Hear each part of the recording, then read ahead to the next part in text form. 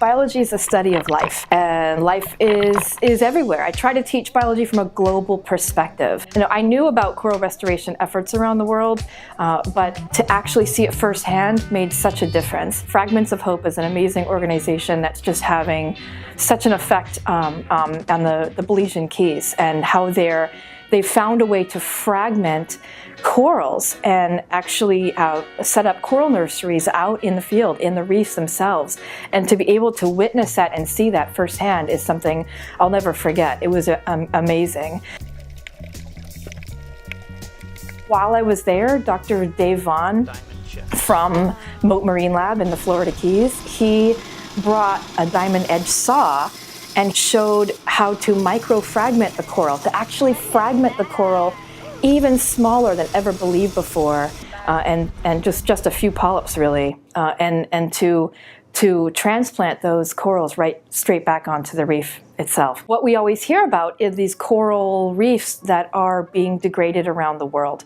And I want to make sure my students understand that humans are having the effect on that. So since we already talk about humans' effect and the increase in carbon dioxide and the warming in the atmosphere and what effect that's having on corals, it was amazing that I was able to go to Belize and actually learn what's really happening in locations like Belize, and bring that back to my classroom and show them pictures and videos and talk about the restoration efforts. So rather than in my classroom, rather than just talk about the bad things that have occurred, I'm actually able to bring hope into these students, and hopefully have them want to pursue and want to know more about what's happening around the world. My teaching philosophy is that the best way to learn science is by doing science. So I developed a program where I actually take students. I take 60 students every year, 60 high school seniors, and I take them and we do water quality testing and we do research projects on an island in Tampa Bay. It's through the Florida Aquarium. I use their resource because they have a boat that's large enough for my 60 students. And we prepare for weeks ahead of time just to make sure the students are ready for what they're going to do. On the boat, we compare water quality in 2 different locations. So in the shipping channel around the port of Tampa, and also out in the open bay, we take samples for water quality in those 2 areas. We test for things like dissolved oxygen, pH, salinity, temperature.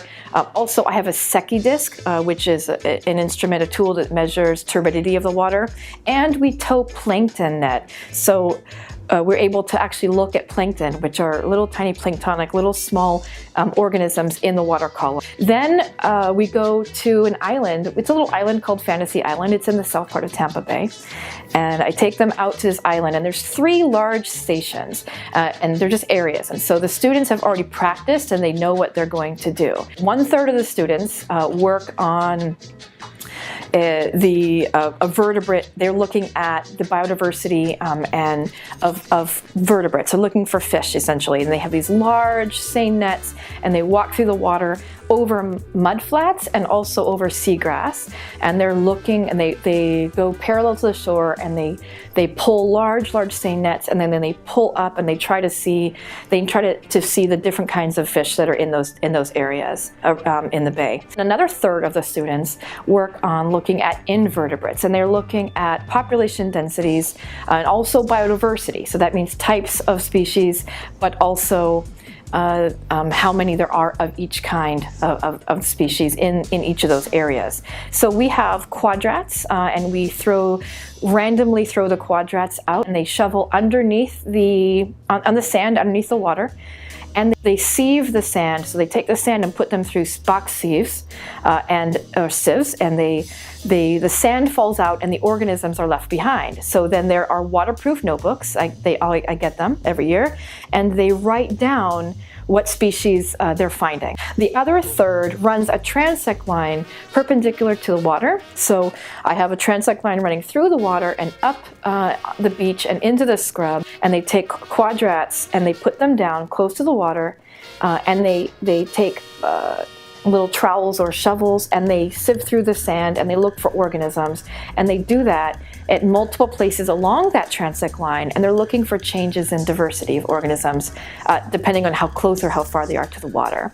And then after they've been doing that for a while, I yell switch, and then everybody switches around. So every student is able to experience all of those different projects. When we get back into the classroom over the next days or weeks, we look at the organisms that we've collected. We try to identify them to species level. We analyze with our water quality. And it's just been such a successful project over the last few years that I've been doing it. I was very fortunate this year to take 3 students to a very special program by National Geographic explorer Erica Bergman. She's a deep sea submersible pilot. I was very fortunate to take them for 3 days to the Girls Underwater Robot Camp, which they were able to build an ROV, a remotely operated vehicle. They literally took thousands of pieces and step by step by step built this 100-meter capable ROV that they launched at the end of the 3 days into Tampa Bay. It has an HD camera on it. It has video capability.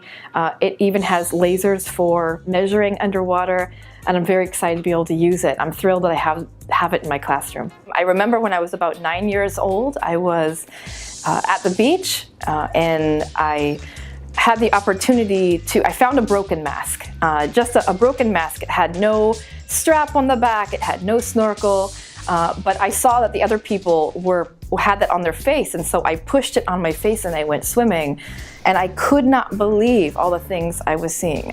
Before then, it was just dark spots in the ocean, and when I pushed it on my face and I had that glass on, I could see.